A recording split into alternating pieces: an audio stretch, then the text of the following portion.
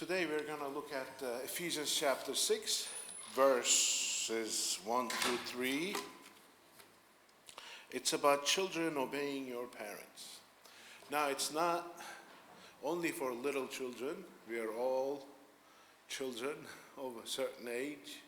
So it applies to all of us in so many ways.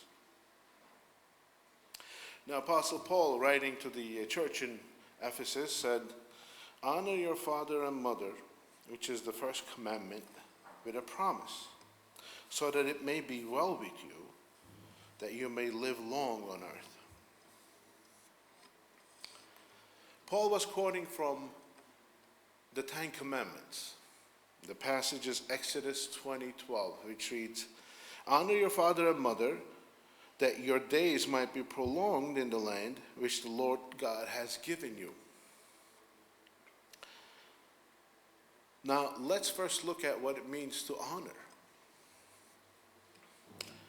Definition of honor is to show respect to someone, is to recognize their worth as a person. If they are a parent, to recognize the validity of their role and their authority.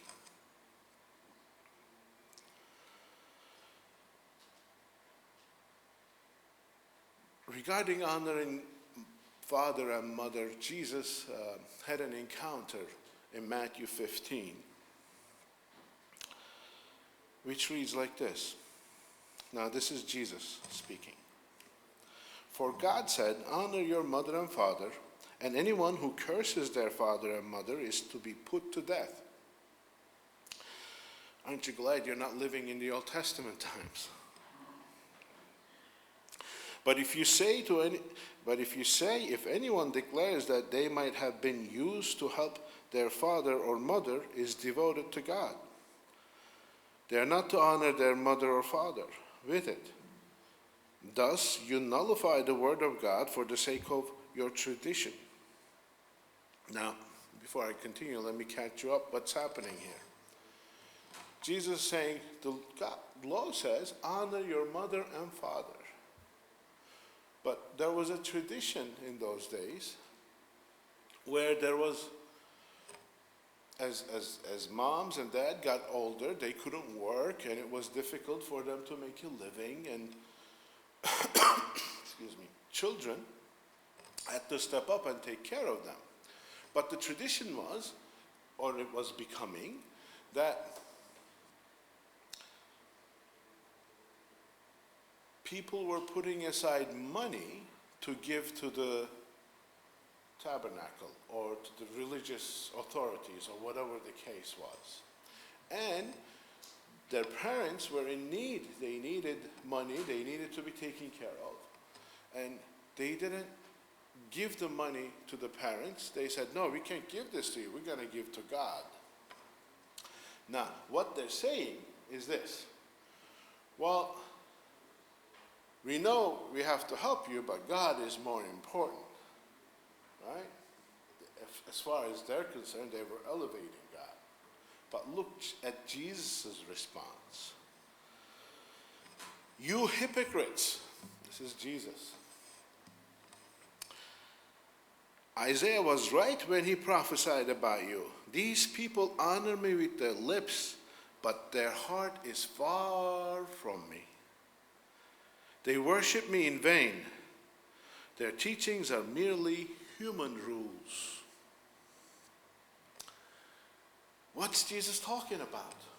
God said, honor your mother and father. Honoring means not only obeying, but helping them, taking care of them. If they need money, giving them money. So what's Jesus talking about? He's talking about the underlying attitude. John MacArthur has a book about the family. In it he says, honor is the attitude behind the act. The act is obedience, and honor is the attitude. Remember that an act without the proper attitude is hypocrisy. If you do what your parents tell you, but you hate it and you're unwilling and nasty about it, then you're a hypocrite. If you do what your parents tell you, but you're bitter, fearful, reluctant, and selfish, that's not the right spirit. God is after the attitude much more than he is after the act. Because if the attitude is right, act will follow. But a right act with the wrong attitude is nothing but hypocrisy. Like we always also say, if you do the right thing for the wrong motivation, for the wrong reason, that's hypocrisy. That's not what God is after. God is after our hearts. God is not this legalistic God who is just looking for do this, do that, do that, do that, do that. No, he is looking for my heart. He is looking for me to get how much he loves me, and he wants me to devote myself to him. He's not going to love me more if I just do a certain thing without changing my heart. That has no value whatsoever.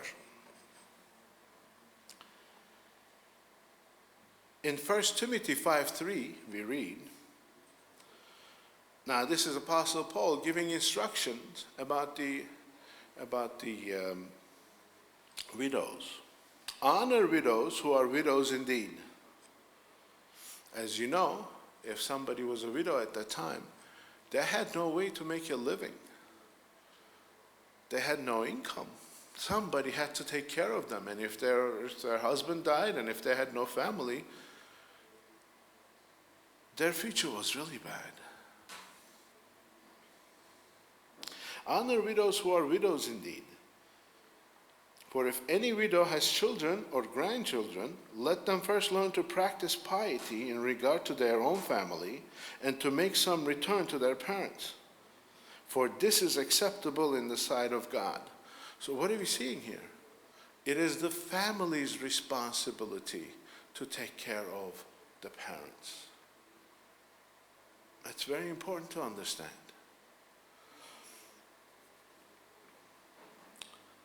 Meeting the physical needs of one's family, a part of Christian stewardship. Christians should manage the personal resources and be responsible for their parents, for their loved ones. That was God's system. People didn't have government institutions and other institutions to take care of the elderly. Their children did. This is the Christian way. This is God's way. This is how we do it. And Ephesians 6:3 continues with a promise.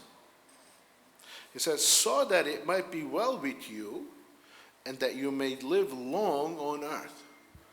So if you obey God in this, it's a conditional promise. If you obey God in this, by honoring your parents, God will bless you. Do you believe it? It will be well with you. You will have a long life. What does that mean? God will bless you, and you will have a quality of life you would not otherwise have. And you would have a longer life. You will have God's blessing on your household when you take care of your parents, when you obey your parents, when you honor your parents. I wonder if there are things that are going wrong in our life because we are not honoring our parents. There might be.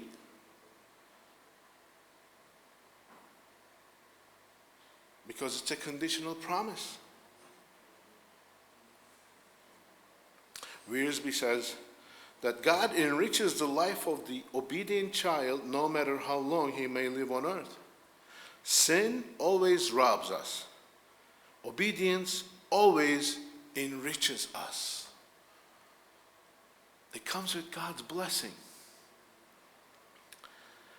And the warning is there. Look, in 2 Timothy 3:2, signs of the last days of difficult times. One of the signs where people are going to be disobedient to parents.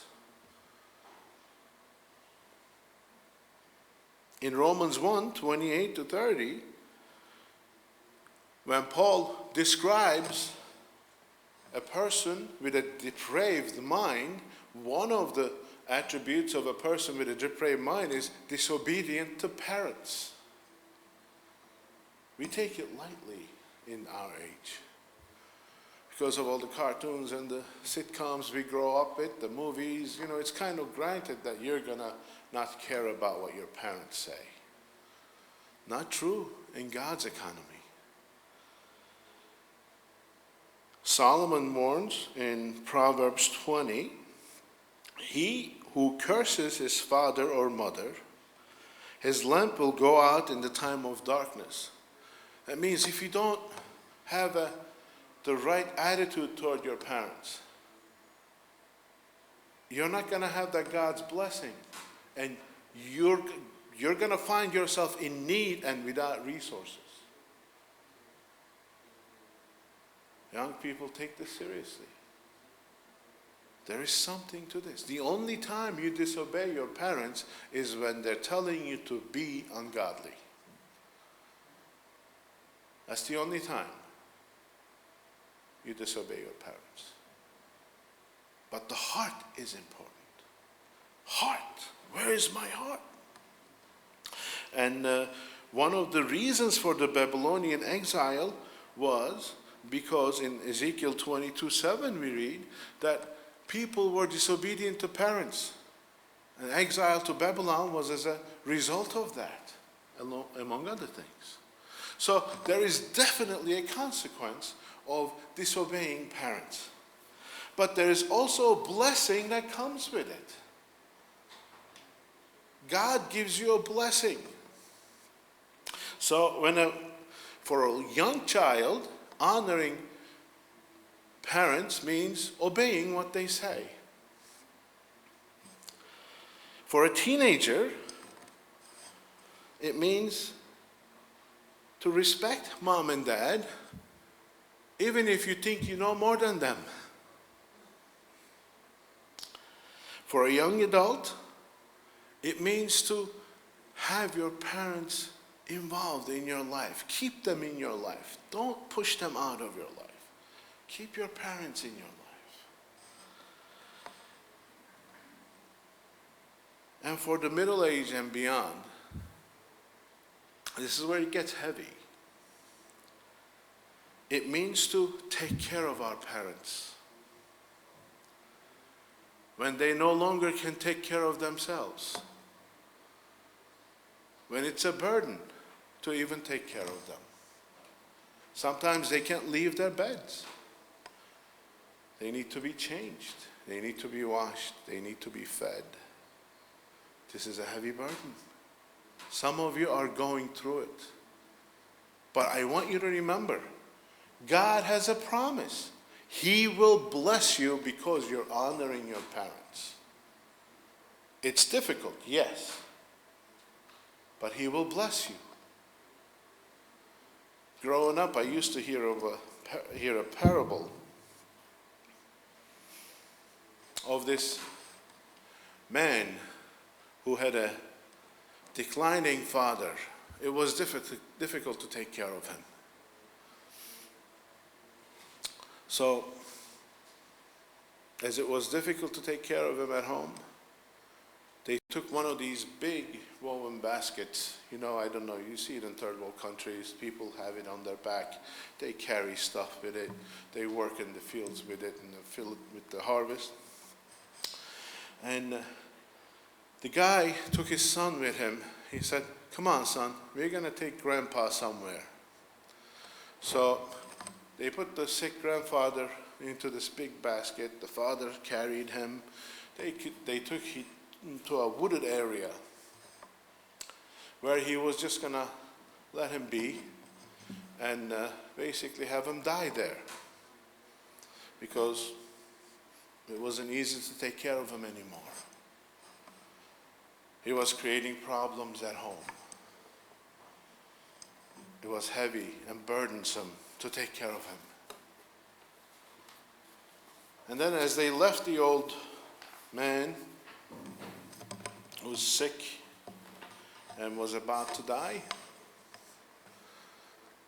without any help, without any food, without any care, all they cared was that they didn't see him, so they didn't feel bad.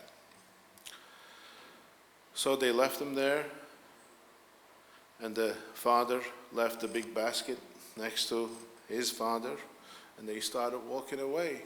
And the young kid pulled on Daddy's jacket. He said, "Dad, aren't you going to pick up the basket?" He said, "No, son, we can leave it here." He said, "No, Dad, we're going to need it, so when I have to carry you into the wooded area, I can put you in the basket."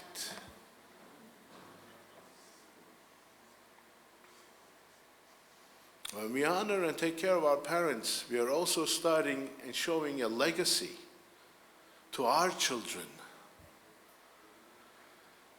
I was blessed enough to be raised in a house where our grandparents were taken care of. So it is not a foreign idea for me to take care of our parents. But if we don't teach this to our kids, what example are we setting for them? What are we teaching them? Number one, it's the Christian thing to do.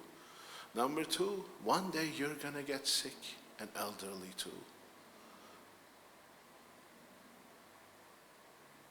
Reminds me of the second half of the greatest commandment. Do unto others as you want them to do unto you. How much more to your parents? With that, I want to encourage you that if you obey God, if you honor your parents, He will bless you, He says. So in those difficult times, in those burdensome times, when what they say doesn't make sense, if you're a teenager and you feel like they're blocking you, or they're, just do it knowing that God will bless you and you're doing the right thing. God bless you.